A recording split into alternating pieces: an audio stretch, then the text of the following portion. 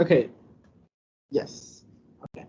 So hi everybody, and welcome to our first winter seminar with the Computational Humanities Research Group at King's College London. There will be two other more seminars, so stay tuned for the dates and the abstracts and the participants, the speakers. So today we will be welcoming Elton Barker, who is professor of Greek literature and culture at the Open University. His research interests mostly focus on Homeric studies and historical geography, and Elton has been leading and co-running a lot of collaborative projects that use digital resources to rethink the spatial understanding of the ancient world, such as Estia, such as Google Ancient Places and Pelagios, aimed at linking different online materials, among which many historical gazetteers, such as Pleiades and the World Historical Gazetteer. So the talk today is entitled A Digital Journeying Around, and I think that, Elton, the floor can be yours. Great, thank you very much. Let me share the screen. Okay. And hopefully you can now all see this. So there's going to be, oh, do you want to do that? So first of all, many thanks for inviting me to the computational, KCL's computational research group. I always feel a bit hesitant presenting any kind of computational research group because I'm really a classicist by training, and I've kind of slowly fumbled into this world of the digital medium, and that's really reflective of my title here. So it really is a kind of a journeying around, a fumbling around in what's kind of the emerging ecosystem or the emerging landscape, using this 2nd century CE Greek author called Pausanias as my guide here. So we basically using this project that I'm working on. It's based in Sweden under the guidance of Anna Fokker. She's the principal investigator at Uppsala University, and I've included the people here who are working on the project.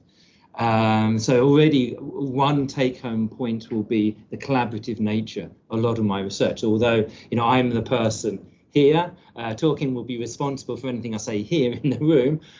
There's a lot of work gone on behind it, and I really want to emphasize that aspect of the work in digital classics, I think more generally in the digital humanities. And what I'm interested in, as Andrea's already kind of flagged up, are spatial aspects of the ancient world. But here I've got an image that is kind of in many ways paradoxical. It's problematic in one way because this is not from the ancient world, and it's paradoxical in another way because I deal with text. I'm interested in extracting spatial information from text. But here you see a map. Top right left-hand corner is a map from the Book of Curiosities, 10th or 11th century CE. And that map, I'm using it as a kind of visual guide to show you how different knowledge communities, different knowledge traditions view space. It's that space you see there, which is not automatically recognizable. We can map using the power of semantic annotation and then get a sense of what that space is actually representing. So that's that map from the Book of Curiosities is in fact a representation, rather schematic representation of the Mediterranean.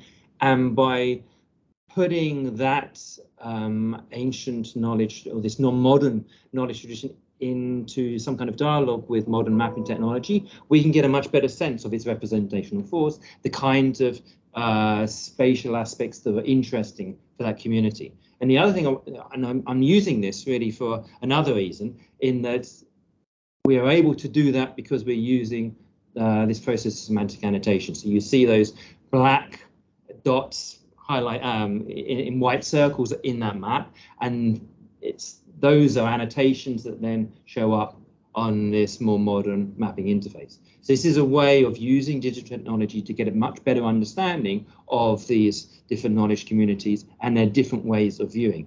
That's what I'm interested in. But as I said before, I'm interested in text, and part of that is really because we don't really have any maps of the ancient world. They're very few. But what we do have are lots of texts with lots of interesting spatial information embedded within them. So this is where my journey started in this world, actually, was in the Hestia project that Andrea has already mentioned. This was back in 2008, where we were interested in extracting and then visualizing, exploring the various places that that Herodotus talked about in his representation of why his peoples, the Greeks, came into conflict with the Persians.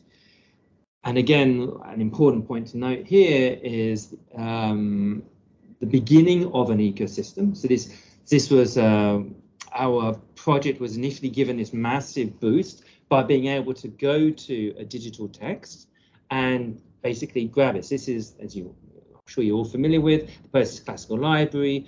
We were able to not only consult that text, but to grab the text itself and to start using it.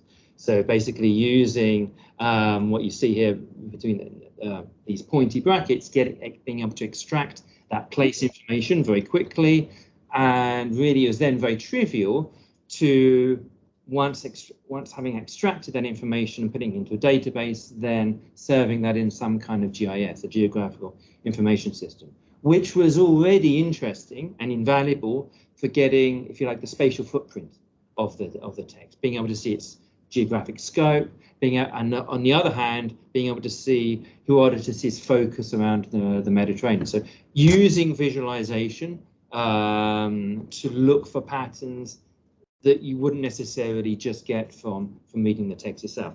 Now, another thing to say is so we've tried to also organize the information. So you've got communities are represented in red. The yellow features are regions and the blue features are natural features. So you get to see also here, just with a simple map, as you move away from the central Aegean focus, places, settlements are less, so it's particularly north and east, and what you get Herodotus using more often is physical description, particularly seas and rivers. So as I said, this is a useful glimpse into Herodotus' world, but on the other hand, it presented a fundamental challenge to what we wanted to do, which was to think about the spatial representation in the narrative. So basically how Herodotus puts together the places in his narrative. And so this kind of representation, while useful at one level, was also massively limited. Just think of how a dot is meant to represent a place, a sea, a region. And also you get no sense of narrative time. There's no sense of flow. So this was in many ways also a misstep. And what we wanted to do, what we then went on to subsequently do, is to go back to the text and look, taking one book as our focus, book 5, the central kind of hinge of Herodotus' narrative, and think about how Herodotus puts together spaces and places. So in other words, relations. And so here we have a relational reorganization of that topographic map. So this is now, we now see topologies, so how Herodotus is putting places and people together, moving away from that, our dominant, if you like, bird's eye map-based vision and the topographics. This is much more a topological view, and giving us much more insight into what's actually going on in the narrative. So this is where we ended up. And just to make a note here, because this will be important in a second, the technology that we're using here was no more, this is back in, like I said, 2008, 2009, 2010. We basically read one book of Herodotus in Greek.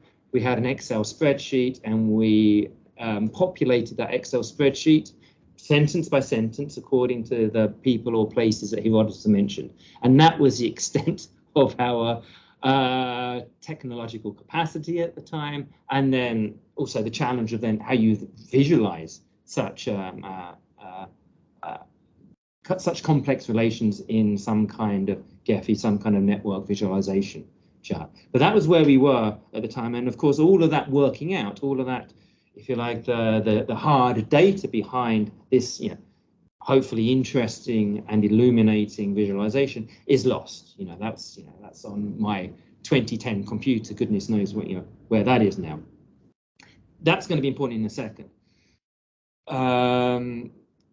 More recently, I've got interested in Pausanias. Mentioned him before, the 2nd century author, and his text is explicitly geographical. It's a description of Greece. it's a journeying around Greece. And there you see also the echo in my title. So he starts off in Attica, over here in book 1, goes around the Peloponnese in these various books, ends up in the center of the Peloponnese in Arcadia, and leaps back across the Isthmus of Corinth to end up in Phocis, where the central site there is Delphi, the heart of the Greek world.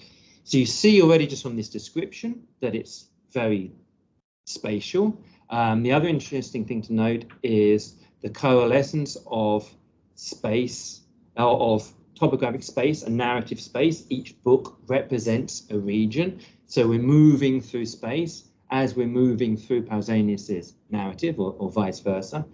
And how this is route-based. So although you've got the first map there gives you again that bird's eye view, this is very much following a route. Often, and this is what the second map is supposed to show. This is culled from Hutton's 2005 book on Pausanias, very influential, exploring the cognitive mapping of Pausanias' description of Greece, whereby Pausanias will often start off in the center of the city, follow one route out of the city, go back to the center of the city, and then follow another route. He doesn't tell you he's doing this. This is something you have to extract from careful reading. So this is of great interest spatially and a great challenge spatially because of its granularity, and I'll come back to that in a second. Technology has moved on. Various also in terms of projects too. So one initiative I was involved in, again, Andreas has flagged this up already, was the Pelagios initiative, which was a way of trying to find a method, an easy, lightweight method by which online resources that have something in common with each other could be connected together. And that bit in common that we were interested in, and this was deriving from my work on Hestia, was place. So using place as a kind of connecting mechanism to start to bring together, let's say, the Perseus Classical Library, the German Archaeological Database, etc. And to enable more projects and more data to be produced, we developed this easy-to-use platform, Recogito. This is something I want to come back to at the end too. And this is really quite useful and really quite easy to use. And I can say that with hand on heart, because as someone who had no digital background before, I've been using this for the last 5 or 6 years or whatever. And this was our chosen platform to do the annotation in Pausanias. So where before we basically just had an Excel spreadsheet, now we have a platform that enables us to do this kind of semantic annotation much more easily and powerfully. And at this point, I'll do something very dangerous, which they tell you not to do, which is to do a live demo. So you see what I mean. So hopefully you can now all see a version of Recogito. And I'm going to go to book 1, which is my book. And you're going to see lots and lots of annotations. Okay, so the bits in green are those, and we look by verification stages, that I have verified as some kind of place, some kind of spatial entity. And let me just take you through our annotations just very quickly to give you a sense of the power of this tool and also our way of trying to organize the spatial knowledge in Pausanias. So the first place that Pausanias talks about or mentions, not inconsequentially, is the Hellenic mainland. So Greece already front and center in his work. So let's click on that. What have I done here? I've made an assertion that this character string is a place. What will then happen in Recogito is a pop-up box comes up and says, hey, do you mean this place? And often it is that place. What I've done then is align this reference in the text to an authority file. In this case, the Pleiades Ancient World Gazetteer. Pleiades is very much the glue behind Pelagios. It's a way of enabling linked data to take place because we're referring to the same authority. And so I've made this assertion, yes, this reference to the Greek mainland refers to this concept of Hellas in the Pleiades Gazetteer. Hopefully you'll see that this isn't a factual statement so much as an assertion. That's very important. And of course, this is something that, again, was lacking in the Hestia project. This is all captured in the Recogita platform. So we've got the metadata. You can see who has made this assertion, when they made that assertion. All of this will be made public. This is again a text we pulled from the Perseus classical library in the new form, the SCAPE library, and this is a text we want to hand back to Perseus so that they can then make this available for the community. But all of our annotations will also be open. And in fact, people are already using them. So if you're interested in at all in our annotations, we can give you the data dump already. In addition to making this alignment to an authority and disambiguating, and then not only disambiguating, not only being able to see this place on a map and to be able to map it, which is my interest, also to produce linked data because we're making this second step to the authority. There's also a tagging feature in Recogita, and this was very important for us to try to organize the information. So if you remember from KSG, I was talking about we had these different categories, the built environment, regions, the physical environment. We've done something similar here, but with a little bit more granularity. So in this instance, we're thinking of this reference to the Greek mainland as a regional concept.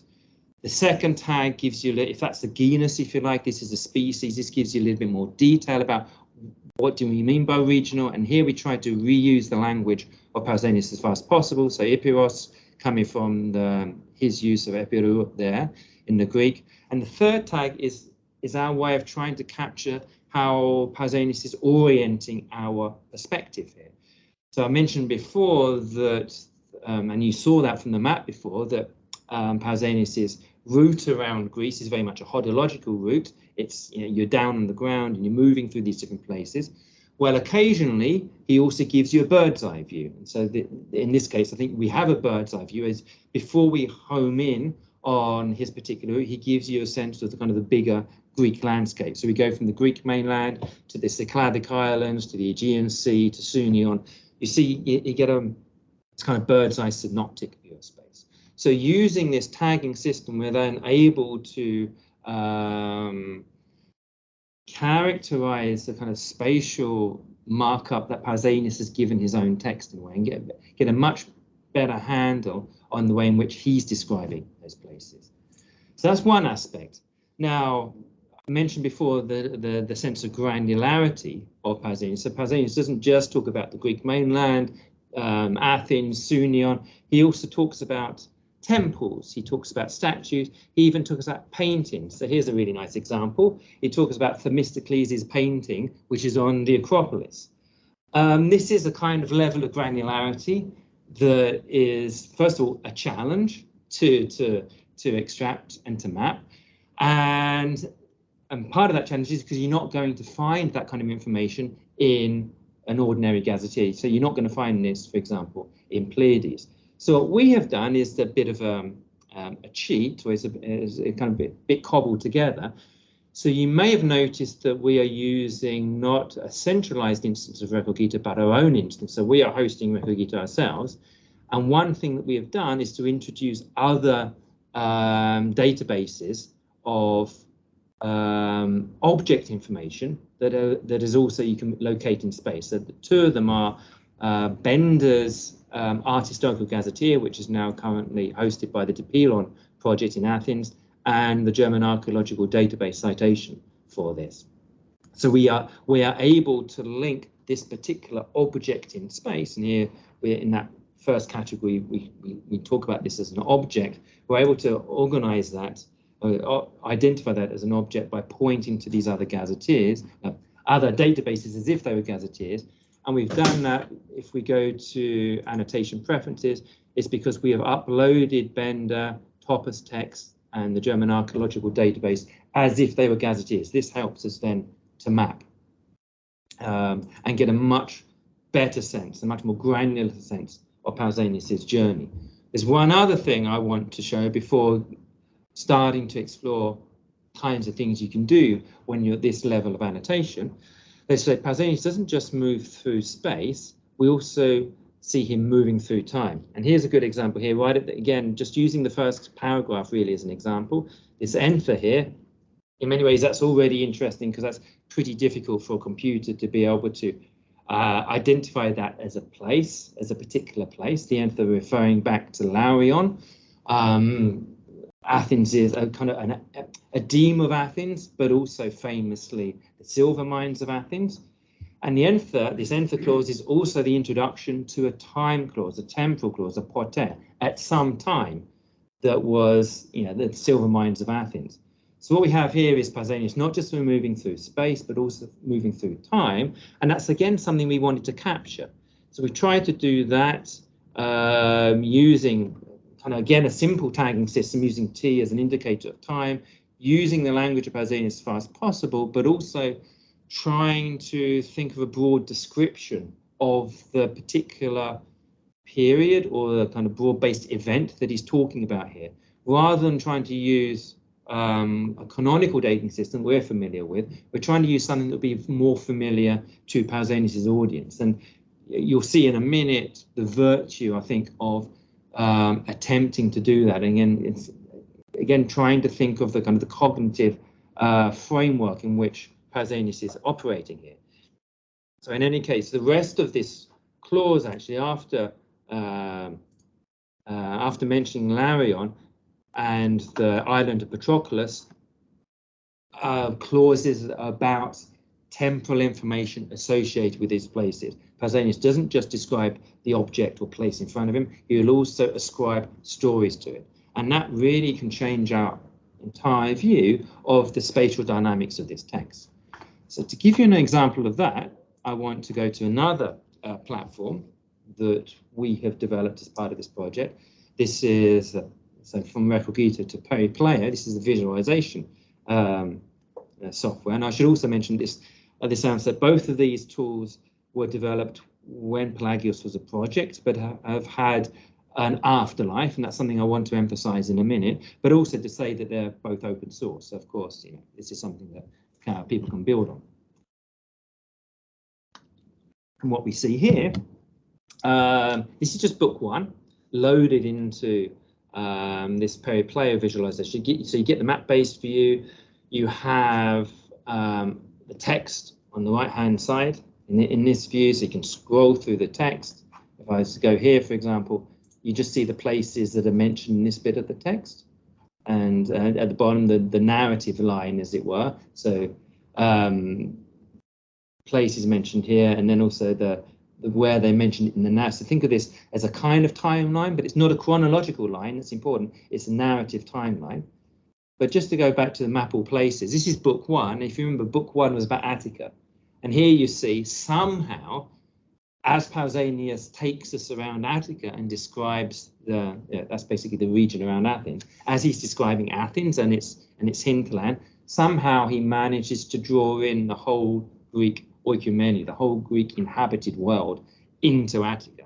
And that's, again, I think, a really interesting research question to be asking, actually, how he managed to do that, what's exactly going on when he's referring out to these different places in the context of taking us around the Athenian landscape.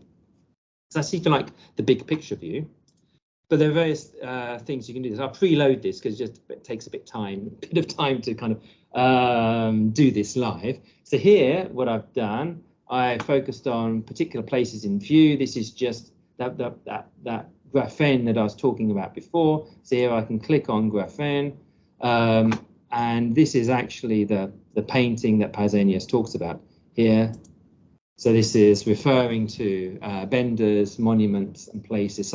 This is still very much beta. What will happen when this is launched is that you'll then be able to click on this and you get taken straight to this other resource that has more information about that particular object in space. So you can go and have a look at what Bender says about Themistocles' painting, and in many cases, particularly, for example, in the German Archaeological Database, you will get a photograph, black and white photograph, often of the sculpture or the temple that Pausanias is talking about. So we can start to bring together different resources through this literary narrative and get a much better sense of the kinds of description that Pausanias uses and where they're located in the text.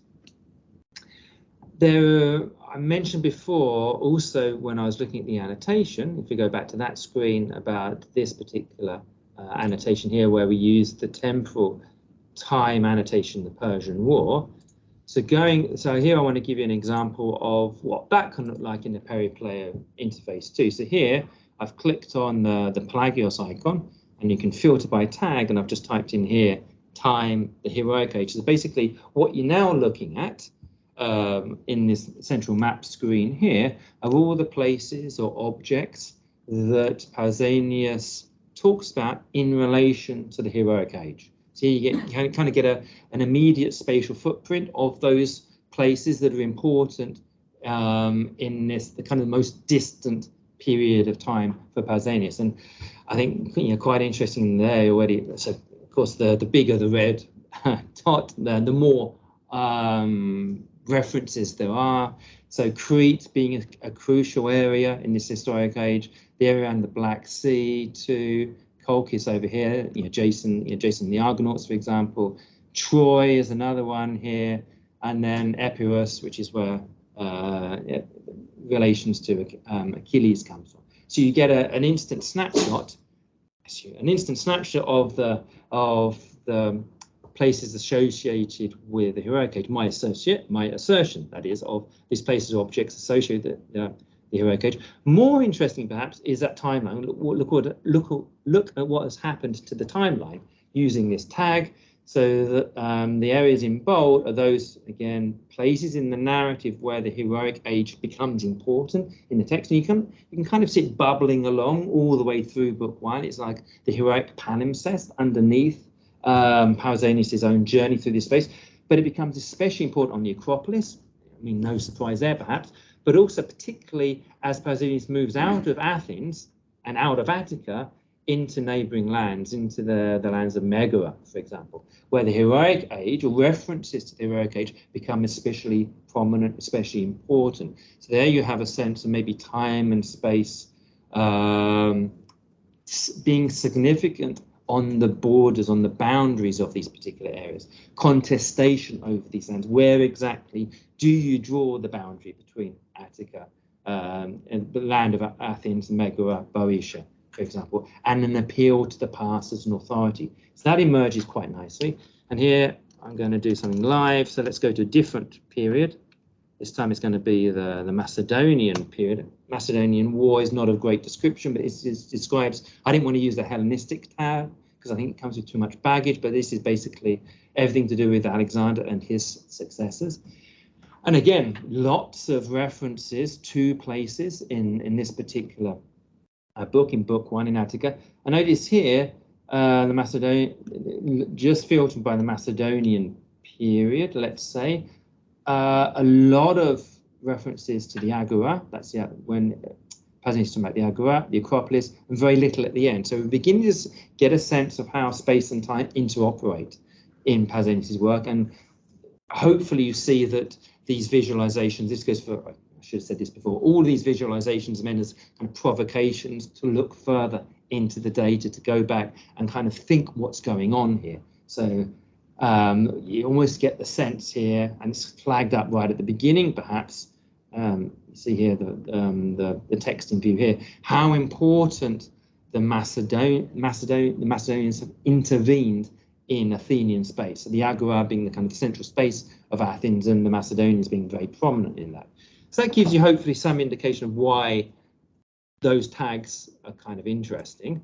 But here's another example which perhaps can show you why linked data is important. So here I've gone on to section 18.6, 18.7 of book one. It's where Pausanias is talking about the famous Zeus Olympia statue and the sanctuary of Zeus, the temple of Zeus. This is places mentioned here. So the bits in red are the bits that I have annotated in the text, and you've got those references here. But if I was to go down to the explore area, and if anyone, any sharp-eyed people see what happened there, there's a white dot comes in there. The white dot is white because we haven't annotated it, and the reason why we haven't annotated it is because Pausanias doesn't talk about it. And this is really interesting because although Pausanias talks about, in the context of the Zeus temple and the great Olympian Zeus, he talks about this fantastic statue of Hadrian. And he goes on about how Hadrian has got all these statues all around Greece. So in many ways, so Hadrian is the emperor under which Pausanias is writing. So in many ways, bigging up Hadrian in a way. What Pausanias doesn't talk about, and that's what comes up with this kind of linked data search, let's say, is famously the Arch of Hadrian, which you can still see in Athens, and is the separation of the old Athens, the heroic Athens, from the new Athens of Hadrian's time. This has been a point that's been made without any digital technology by a scholar called Tim Whitmarsh in an article just a couple of years ago. But what's really nice here, and this is use of digital technology to kind of confirm something, an intuition of a scholar, is that using linked data, so the reason why this dot shows up is that we are grabbing information from the Pleiades, Gazetteer, and Topos text. That's what's being highlighted there. Pleiades, Gazetteer, and Topos text. So these other databases with place information that have been published in a linked data format. We are grabbing that information and being able to then compare that to the actual description that Pausanias has. So here you can start using linked data to draw attention to the gaps, the absences, the omissions, the misrepresentations in the text to get a much, I think, more interesting sense of what Pausanias is doing, actually. How am I doing for time? Yeah, I just want to wrap this up in the last 5 minutes by thinking about other stuff that's going on outside of our project. So Periplay, I mentioned before, was a visualization that we had initially developed when Pelagios was a project. Then we pulled the plug on it because we found it became too popular in a way, because it was this really nice map interface that people were coming to us and go, hey, can we put our stuff into Periplay? We had no funding to be hosting any of this stuff. So we said, no, that's not what, and also it's kind of antithetical to our idea of linked data, decentralized networks and all that. Nevertheless, it is a very powerful tool, and it's kind of always in the back of my mind. So when I was then working with this Pausanias project, and I wanted a visualization platform, Periplay was the one I was thinking of. So I went back to its developer, Rainer Simon, who also developed Recogito, and with some money, and I think I can say the amount of money, it's £4,000 from my university, so really not much. Rainer rebooted Periplay, so it is then a browser-based visualization tool. So basically, you can point your browser at various linked open data sets that you want to visualize. That becomes much more flexible, much more bespoke in a way, even as it's using linked data. And that has since been taken up by an AHRC-funded project with the British Library towards a national collection. This is Gethin Rees was in charge of this. And you see here lots of data sets and lots of different kind of maps building upon Periplay. So what we have here is some software that has been developed by one project being taken up by another project and basically improved and expanded. All this, of course, is on GitHub. So here we have a nice README, what is Periplay? You can go and do it yourself. One of the people online, I noticed, is Dan Pett. He did this one rainy afternoon when he was working at the Fitzwilliam Museum. It's a bit bored. He goes, okay, let's see what I can do with Periplay and the Antiquities collection at Fitzwilliam. And that's now online, and everybody can search and explore that. Behind this, there are two things. First of all, there's a format. So I just wanted to mention this because I am in a computational group, so I thought I should mention there are some kind of ontologies here behind this too. So there's a format, the linked places format, which is all about finding a way in which place information can talk to each other. So in a way, it's thinking about how gazetteers can be interconnected. So not just one gazetteer, but a series of gazetteers that are at one level speak to a local community, so like the Ancient World Gazetteer for Pleiades, for example, and another level can be interconnected to others. So we don't have to keep reinventing the wheel here, but this place information is interconnected. The World Historical Gazetteer has been fundamental, and Carl Grosner, the developer, has been fundamental to the development of that format, linked places. And connected to that is linked traces, which is what I'm interested in. That's the objects that we attach to places.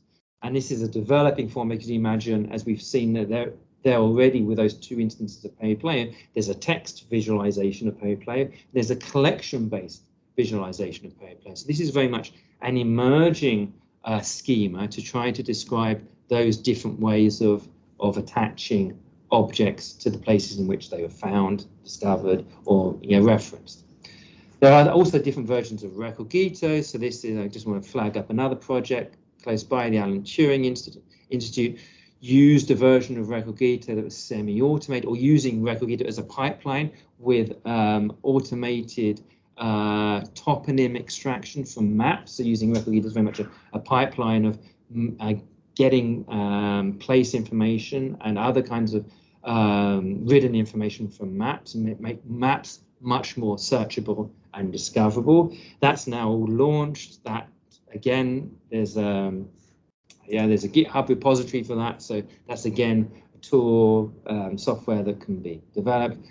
And all this is to lead up to finally Pelagios, which is in many ways an aegis under which many of these projects work. So the Pausanias project that I'm working in, Gethin Rees, the British Library, we are Pelagios partners, and it is by virtue of being Pelagios partners that Gethin found out about the work that I was helping to sponsor with Rainer on the reboot of Period Player, thought about, hey, that looks really interesting software, let's build on that and develop that not only for his project, but also leave that behind, that code behind, more extended code behind that other people can then pick up and use. Of course, that's for anybody to go and pick up and use, but I think it's particularly powerful when it's within a community.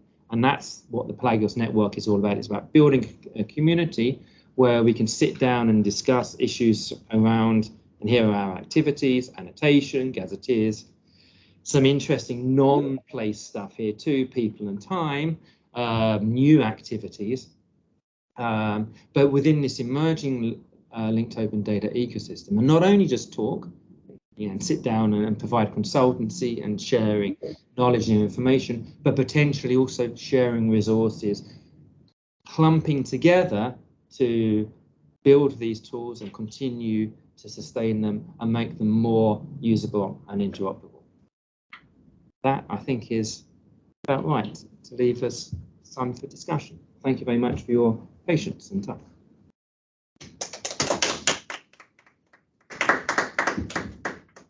Thank you so much. Andrea's coming to the front of the room. I'm also, okay, so let's also stop sharing the screen.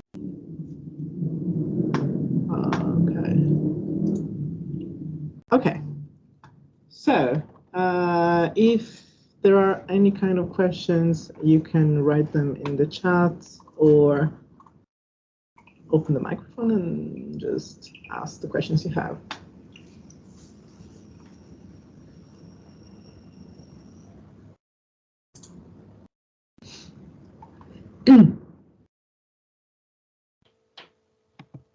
Yeah, see someone is typing. So let's wait for them. Yeah, very interesting, Elton. Thank you so much for your talk. Do you have any questions, Andrea? Or I'm thinking because I have many. So I actually have a question. Okay, so there's a question. Yeah. It's been the awkward one since you've gone to the trouble of trying to get the online questions. So I wanted to ask about the time references. Yes. So the references in Pausanias, and you have them arranged not chronologically, but in the order in which they appear in Pausanias. That's right. Would it be possible to rearrange them so they were chronological, which would then possibly give you an overview of which time periods Pausanias was interested, both overall and in relation to individual regions? Yeah, shall I get back to the screen? Yeah, you can stay here. Yeah, no, I'm just... That's a great question, Stuart. Yes, it's a short answer to that. And this, so I think I want to say two things. One, just give a little bit more information about the time periods themselves and then directly respond to what you're talking about. So I should also say that this was something I've done on book one and that we're now beginning to roll out for the other books. It's very much time periods that I've noticed in book one. And I hadn't necessarily gone out to do that originally, but in fact, I had no idea that Pausanias spent so much time pardon the pun, with all of these different temporal moments. But it seemed to me that there were certain events, certain kind of broad categories that were coming up time and time again. And I was very conscious to try not to pin them down too closely with a canonical date reference, because that wouldn't make any sense to Pausanias' reader. To come up with these broad categories that interestingly also map onto a historical literary tradition that Pausanias is working within. So it's well argued, for example, that Pausanias is writing in the second sophistic. That basically means this is a very self-conscious narrative, very self-conscious period of Greek literature that's constantly referring back to the past. So lots of these time references also map onto, quite interestingly, works, literary works. You know, Homer, the Heroic Age, the Persian Wars, Herodotus, the Peloponnesian Wars, Thucydides, this kind of thing. So it seemed to make a degree of sense that this would be a good way to go. Now, to answer your question, Stuart, yes, I think we're currently experimenting with different ways of visualizing that time information. So in fact, I have a very informal project going on with Johanna Drucker, who has got very interested in how you put time and space together and trying to think of different, thinking that within the context of her own work, trying to build software around that would enable basically more ways of representing that information. So extracting it from that kind of narrative frame, putting it in a chronological order, precisely again to, as you say, draw attention to some interesting moments in the text. And I think one thing that's going to be very interesting is when we have the other 9 books of Pausanias also mapped by their temporal categories.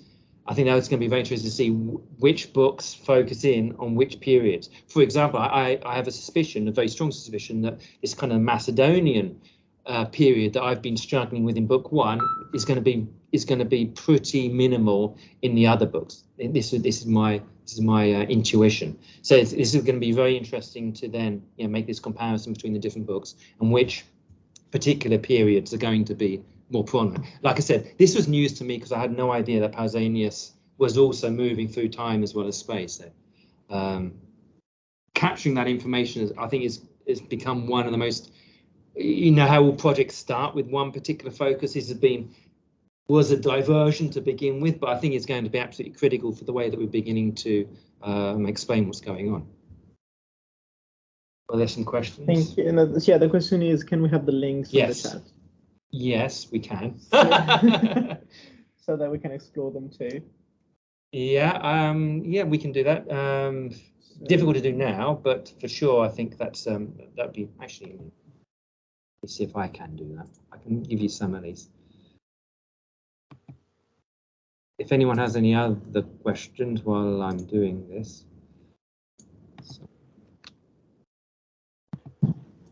Watching a man do something on a computer is not great. So here's one, at least. That's very clear. I have a question if we're just waiting. Yeah, go ahead. Thanks for your talk. I'm new to seeing this work. It's very impressive. And I see that the remit of the Pelagios network is historical texts and historical places. I mean, is there any reason why this suite wouldn't work well with contemporary texts as long as there was enough time span in them? No, not at all. Yeah. I think absolutely, yes. We are historically agnostic. So basically, anybody interested in the idea of place. In fact, one thing that we've been thinking about recently is precisely whether the kinds of software or the approach, so this our linked data approach, is very lightweight. It's through this process of annotation, putting a hook in your data. If we think of another way of doing linked data, for example, the CDOC CRM, that's the other end of things. It's very heavyweight, but you get a very rich data set from that. So we're doing something a bit different, but whether there are applications of that in contemporary society, actually. So not just academics, but people from all walks of life, working in government, whatever, whether you could use this way of linking data as a mechanism for drawing attention to patterns in the data that you'd otherwise miss. So absolutely, there's no reason. But an important thing to say is it's as good as the gazetteer. Yeah. Essentially. So one thing I didn't talk about that I could have, but it's not really something I've done on the project. So one of the people on the project is Brady Kiesling, who is the director of Topos Text. It's a fantastic, again, free resource of ancient Greek and Latin texts that are geolocated. And Brady will go along and geolocate them, with his phone and get a proper Google Earth, stamp with that. But at the same time, using linked data and Pleiades to make this data linkable. One thing he's been doing a lot of is linking to Wikidata. And if not linking to Wikidata, producing Wikidata entities. So for all of the places and people, and particularly events that as entities talk about, Brady is doing that mapping across to Wikidata to again improve a central resource, a central spine that can then be used by other communities. So, this is why I found the project so interesting, because it's kind of pushing us in different ways, both research, but also in terms of, let's say, good public scholarship. And that's really, again, the community aspect, working as a team. And I'm also thinking about like other ancient texts, such as the Odyssey, with all the places that are mentioned there. Yes. It would be also very interesting to see also in Epic how they are represented, and also maybe compare all the Nostoi in Argonautica, Polonius Rhodius, Odyssey, absolutely, and all these texts. Absolutely, and some of that work I know Chiara Palladino has been doing at Furman, and some of that work, in fact, she's been getting her students to do. So mapping of the Odyssey, I know, is one example that she's got her students to do, and then use that as a student assignment, and then acknowledge the students' contribution to that. But for sure, I think this is a really nice interface. But we can move beyond the ancient world too. I mean, this is an application that can be used in various contexts. Yes. Yeah, there are two questions. So one is, are you aware of any forthcoming publication on Pausanias? Yeah, well, let me, again, boring stuff. Man looks up something on the internet, but let me go to, let me see if I can. We have a recent article in the Literary Geographies, which is a nice venue, I think. But let me see if Google finds it, the Geographies. Pausanias. Let's see how good the Google search is. Oh, there we go, brilliant. So let me pop that. So that's basically, if you like, the scholarly version of this talk. So you can chase up some references there, particularly this idea of how time is becoming an important thing. And Charlotte? And then there's a second question. So we are still so dependent on what people have made available in digital form. What do you yearn from next? And how can we best make the case for what used to be called resource enhancement? I might need to ask Charlotte what she means by resource enhancement. But in terms of, unless you know, Stuart. It was a funding scheme that the AHRC had many years ago to improve, specifically to improve resources made by AHRC projects. Oh, that's interesting there. Infrastructure. Yes, but infrastructure to answer Charlotte. But this, of course, is not sexy. I mean, there's no funding for infrastructure because it's just not very. So one thing that Pelagios has tried to do is to circumvent that by having a social infrastructure.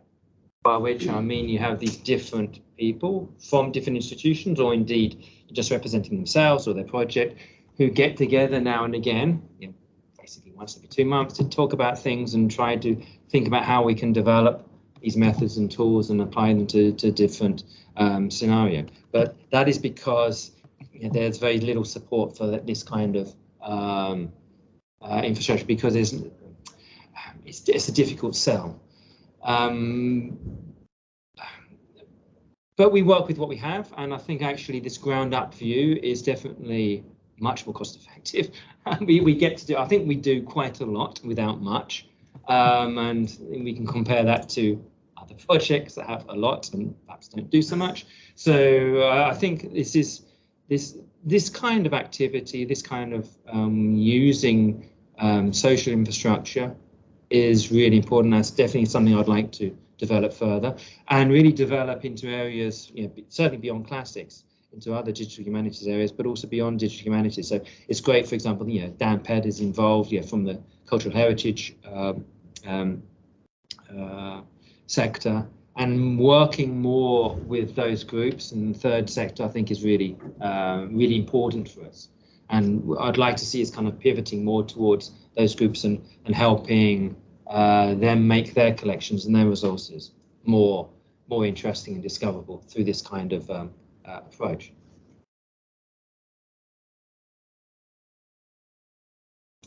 See Jamie is typing. Someone is typing, yes. It's pressure of waiting for something. Yeah, exactly. Meanwhile, I wanted to ask you, is there also a way, so when you showed us the demo, so if I click on a place, then I get on the map the place. And is there a way to do the reverse, like, I mean, clicking on a place in the text and having it on the map, can I also see in what passages of the text? Yes, exactly. So in the Recogito interface, you actually have a built-in map. So let me go through this again. So let's go back to Recogito. So you're in your annotation screen here, but then you can click. Maybe share the screen. Yeah. Sorry. Okay, good point. Well done. Thank you for that. So let's share the screen again, just so you can see what I'm doing. Here we are.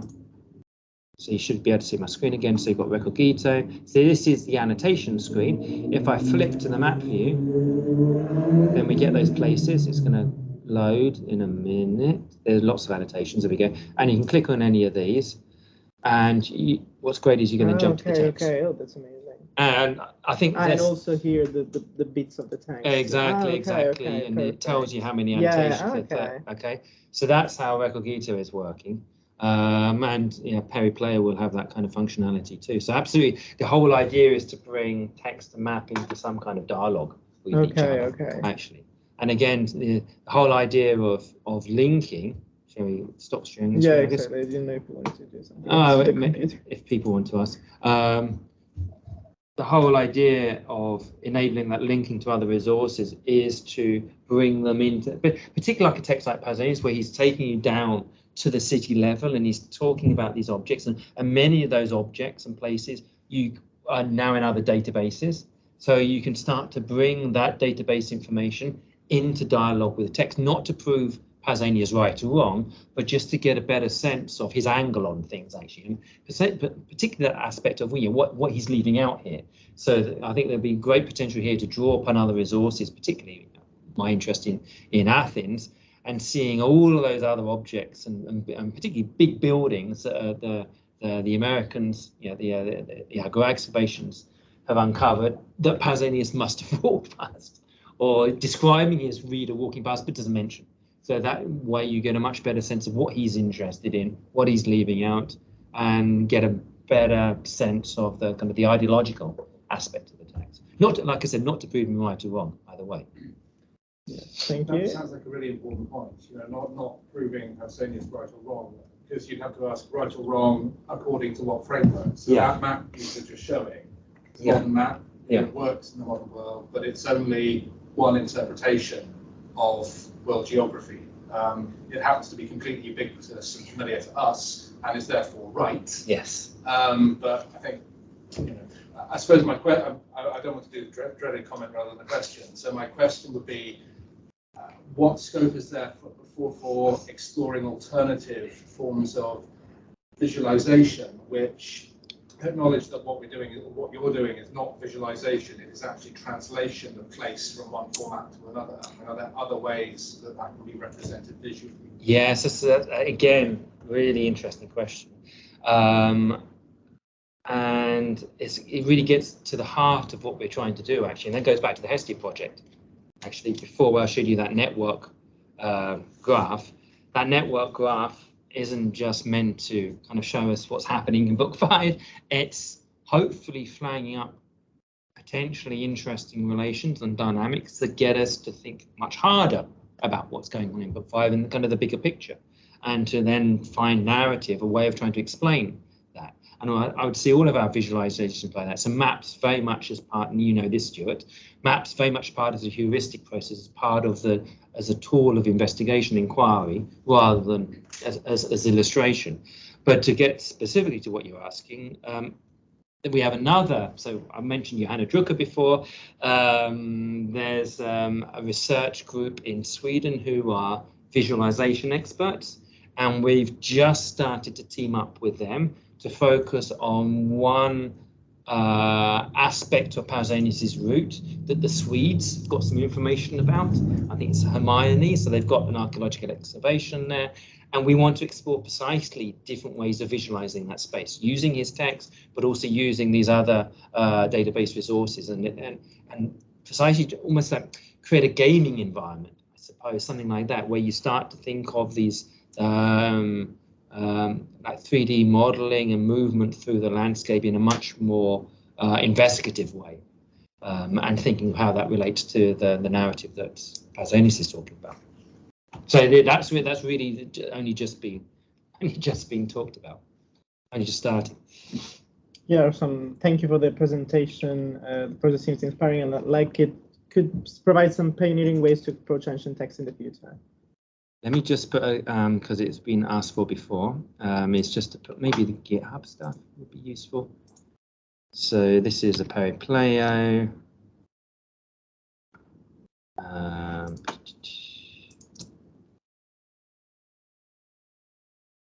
And any other there? Let me think. Lots of clicking.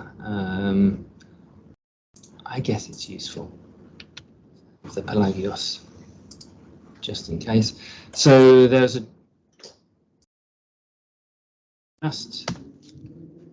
just today there was a discussion. Actually, last couple of days, a discussion on that. So we have partnerships at Pelagios, so you can write what we call a memorandum of understanding, which is basically stuff that you're working on that align with the various activities in the network. And this is a process in which you become a partner, and you can come to our meetings and hopefully inform the direction of Pelagios. It's very much community based. It's up to you, what we should be interested in and where we're developing towards. But there's also kind of a membership, which is basically just a Google group. But the Google group often has lots of interesting information, and the interesting information the last couple of days is Recogito. Recogito was last developed in 2019. I mentioned that we are hosting our own version of Recogito. Recogito is no longer supported, and what Rainer, so the developer of Recogito, has posted on the chat in this membership group is, what would we like to see next? So he's been working with an Austrian group to basically go back to strip everything back again, start off as a collaborative platform. So that's going to be launched very soon. Again, all of this development work is done perhaps for one partner, but then the whole community can share. This is going to be launched very soon. It doesn't have a geo feature at the minute, so that's going to be. So many people have been talking about how they're using Recogito in their research or their teaching. So one challenge for the network will be how we can get to reintroducing the geo aspect into this new Recogito, which is going to be much more robust and much more functional according to the latest technology. So this is a kind of evolving picture, a moving target, as it were, but it's a real challenge, I think, to the community when we don't have any core funding. So how we can get to that point, and I think again the solution might be rather similar to the Peripleo, is different partners coming in, chipping in, all with their little pots of money to be able to get to a point that we can then have these sustainable and interoperable tools. So that basically also what I showed you, that at the minute there's a pipeline from Recogito into Peripleo, which I find really useful actually. So being able to sustain that kind of ecosystem, it's a challenge, but I think, we're trying to take steps to move that forward. But I would urge you to get involved. Okay, that's the final appeal, is to kind of get involved. Yeah. Oh, we have another question by Carl. Massimo Zano, in his paper Pace e Libertà, Pausania, l'erede scultore dell'Agora di Atene, talks about the concept of freedom in Athens. Do you think there's any merit in considering themes of that kind in Pausania's account of ancient Athens? Yeah, absolutely. Absolutely. And I think that really comes to the fore when I was talking about how this Macedonian, what I'm calling kind of the Macedonian period, the kind of Macedonian influence on Athens, really comes through in book one. So right there in the opening paragraph, Pausanias flags it in his opening paragraph. It ends, he starts off with the Greek mainland, it ends with Athens under siege. And I think that even though it's not explicit in this narrative, it comes through with the kinds of ways he's describing the place. And it seems, yeah, if I can say this without necessarily pointing to anything at the minute, it seems that he's interested in this intervention. It's almost like this was a decisive intervention in Athenian history, because since that time when the Macedonians made this intervention on Athenian space, Athens has always been under another power. You know, the current power is Rome. So, like I said, nothing is explicit, but these issues of freedom, and I think relating that to the reader's freedom of interpretation as well, as the reader moves through these spaces and puts together these different places and different stories associated with them. These are really critical topics and really fundamentally related to this idea of Athenian freedom. And I think it's no coincidence that one of the first places that Pausanias alights to, particularly that move from moving through place to moving through time, are the Laurian mines. This is another way of thinking about the power base of Athenian democracy. It's only because the Athenians had those silver mines where they were able to have the power to build a fleet, and the fleet enabled Athens to be this interdependent, imperial power. So it's very much the case that as you move through these places of Attica, you are also learning about Athenian freedom and the limitations and restrictions on that freedom now. So yes. Thank you. So are there any other questions? Because it's 4 or 5, so 1 hour has passed. So maybe if there are no questions, I think maybe we can close the meeting. Barbara, if you have any remarks of any kind. Just thank Elton again. It's been a very interesting discussion, a very successful talk. So yeah, thanks again. I've also recorded the full Q&A because they weren't really see individuals asking questions, so that will be available for posterity. Okay, great. Thank you very much both for the invitation, and best of luck for the rest of the seminar series. Thank you. So yeah, we remind you of the fact that there are 2 more seminars. So basically, Barbara, when will they be? Do you know the dates?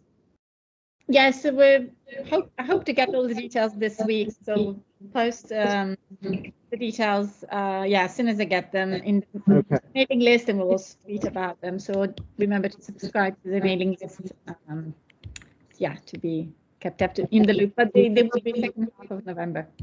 Okay. And of course, if you want to put yourself forward to give a seminar, feel free to contact me. And we're always happy to have more speakers. And on the note of appealing, if you are interested in joining Pelagios, and I do urge you to be interested in joining Pelagios, and here I'm talking to you two, especially, come and join us and to develop this kind of evolving ecosystem. And in the interest of structure. Yeah, thank you. And I think this is going to be super helpful. And in the interest of more self-promotion, there is a special collection of the Journal of Open Humanities data dedicated to the ancient data in the ancient world. Barbara, you muted. Andrea is one of the guest editors of this special collection. So yeah, look it up. Deadline is passed, but always welcome suggestions, submissions in the future. Great. Thanks everybody for coming. Okay, thank you so much to all the participants. Thank you, Elton, again. And